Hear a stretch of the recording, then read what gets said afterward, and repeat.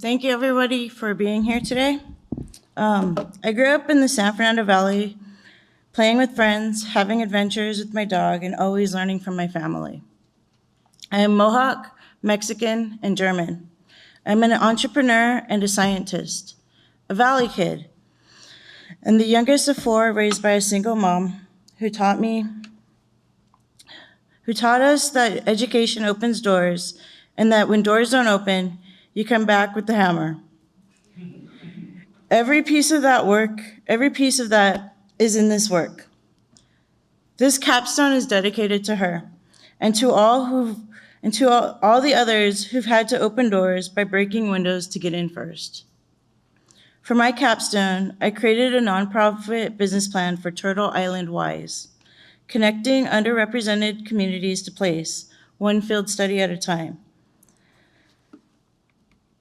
Growing up, the ocean was a day trip to cool off from blistering summer weekends and a place we visited but never could stay. When I was 9 years old, a Heal the Bay educator came to my school all the way from Santa Monica, a 45-minute car ride in traffic, for a field trip to take us to the storm drain, literally just outside our school gate. While kneeling on the concrete, painting the now recognizable fish symbol that you see up here, she told us, "This drains to the ocean." That was the moment I learned that the LA River flowed right beneath my feet, hidden, close, and connected to everything. My friends heard that and thought, "Don't play here, it's dangerous." I heard it and thought, "I can follow the river to the sea." One person who took the time, who came out to the valley, she opened a world of hidden opportunities, and she didn't even realize it. Neither did I, not yet. When people asked what I wanted to be when I grew up, I told them I was training to be a horse racing jockey. I thought I really could be one too. I was training with my dog. Then on my 12th birthday, I went horseback riding and was suddenly allergic to hay. So after grieving for 2 days, I went to the internet searching for words to describe what I wanted to do because I needed a new goal. I needed a new dream. I knew I loved water, the ocean, the watershed. The only water career I'd ever heard of was marine biologist. And everybody wanted to do that, so of course I didn't. I love animals, but I wanted to work with water. I wanted to learn how to clean up the LA River.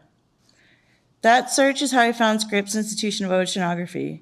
But at the time, they only admitted graduate students, so I had to wait. I waited 25 years to get here. But in the meantime, I grew my career. I learned that in most ocean and science policy rooms that I was able to get into, I broke those windows, got in through those doors. I'm often the only one that looks like me. Getting to the beach isn't the issue. Access to spaces within ocean science and policy is. Scripps' mission, Science for the Benefit of Society and the Environment, has been my goal from the start. I've worked in environmental science, striving for that goal, to not just be the first one into the room, be the token, but to be the first one to open the door to make sure that another person comes in, and another person, and another person, and the table grows. Not just for people that look like me, but for others that might not, for others that have dreams of this too, but don't know how to get in. When I got my Scripps NBC acceptance email at the age of 44, while standing in line at Costco, I started crying just as hard as my 12-year-old self did. It was a full and ugly cry. The cashier thought I was having a breakdown.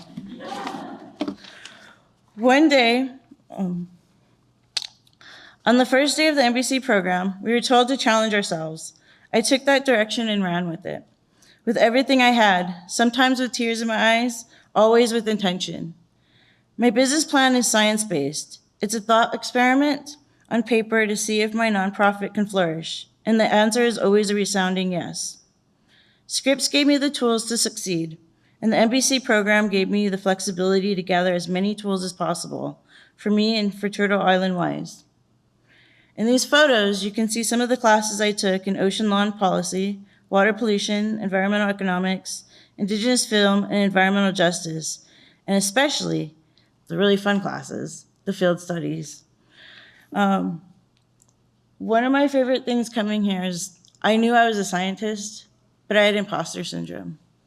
And so being a part of the cohort, it felt kind of awkward because I was already an oceanographer coming to an oceanography school. And I wanted to do something different. And that's when I went to the facilities guys and we watched the tsunami come in. And that day I was explaining myself to them. I'm just a baby scientist, but I am an oceanographer. And they told me, no, Olivia, you were able to show us the data. You were able to show us the screen in real time right now. And we were able to go home early because we know that the tsunami passed. The wave isn't going to hurt Scripps. Everything's going to be okay. Keep going. You're doing great. People I hadn't met before, I had met them that night, made me realize that this is why I'm here at Scripps. Made me realize that I have the power to change the world by just giving people what I know and listening to what their questions are. So this is what the benefit of society looks like. And I'm bringing that back to the valley. Turtle Island is what many indigenous nations call North America. In many creation stories, a great turtle carries that world on her back, the land, the water, the people, all connected. It is a name that holds a relation to place and a foundational ethical framework based on reciprocity. That Western science is still learning to honor today. Great science starts with curiosity. That's why I call it Turtle Island Wise, Western and Indigenous science exploration, because you never know what you're going to learn. We lead with curiosity. Only 8.8% of graduate students in ocean science come from underrepresented communities, communities that make up 35% of the population. The San Fernando Valley is home to over 1.8 million people, the majority from underrepresented communities, living inland, science curious, and ready for exactly what we offer. The community is already reaching for this. Turtle Island Wise is reaching back. I am from that San Fernando Valley. Turtle Island's mission is connecting underrepresented communities to place, one field study at a time. And doing that, I have to recognize that although I am Mohawk, I am building the program's curriculum with respect and reciprocal relationship with the Fernandino, Chatavian, and Chumash nations, on whose ancestral lands these programs take place. Picture this: a community college student interested in marine biology who works retail and takes care of their family. They want to do community science to get experience for a competitive university application and to get a science job, but they can't get Saturdays off, and money is tight. They discover Turtle Island Wise and sign up to meet for a carpool near their home for a Sunday field study. They can get Sundays off every so often. It's their first time at an MPA, a marine protected area. Using iNaturalist in the field, they've done public commenting before, but never thought about doing it to protect access to the beach for themselves or for Chumash people who have been displaced from their sacred lands. They'll finally be able to do a field study, and it'll be something that they can take home and do at their own too, because iNaturalist is portable and it's for their own backyard. When they get home, they plan a trip back with their family and tell them about the high school marine biology teacher they met, who came because they wanted to get out into the field and learn something new and meet other science-minded people like this college student.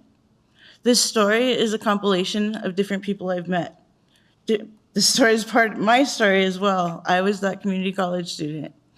And I had professors that showed up, and I thought it was the coolest thing because they were also in the same program, just curious and wanting to change the world and doing something fun.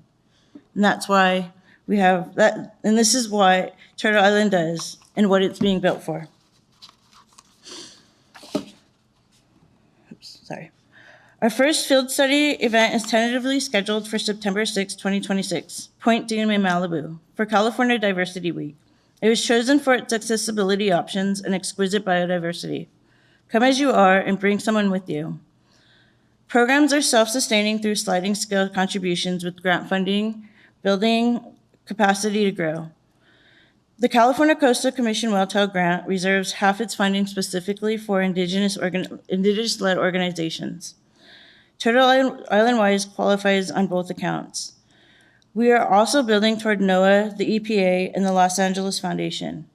If you are a potential donor, funder, or collaborator, please come find me. If you know someone who should know about this work, make that introduction today. This work has been supported by many people. To my capstone committee, Coach Jackson, who has consistently believed in the vision. Julio Muñoz, my business consultant and big brother, who brought real-world clarity to the vision. Samantha Murray, for the opportunity, understanding, and steady guidance. Matt O'Malley, for keeping things real and bringing joy and sage wisdom. And Upa Asokan, your strength gave me so much heart and grounded footing.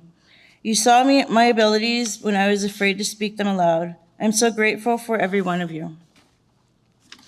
To my family, thanks doesn't cover it. We did it. All 4 of us now have master's degrees.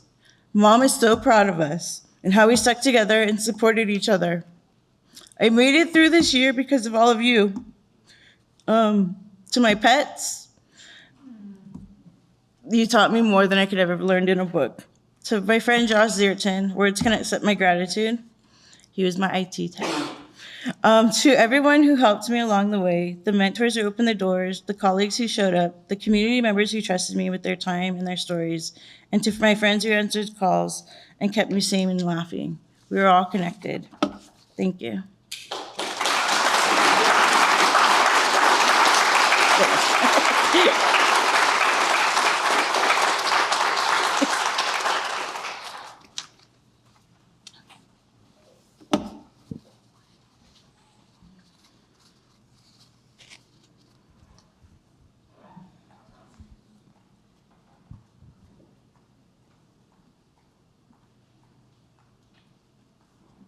All right, I'll start.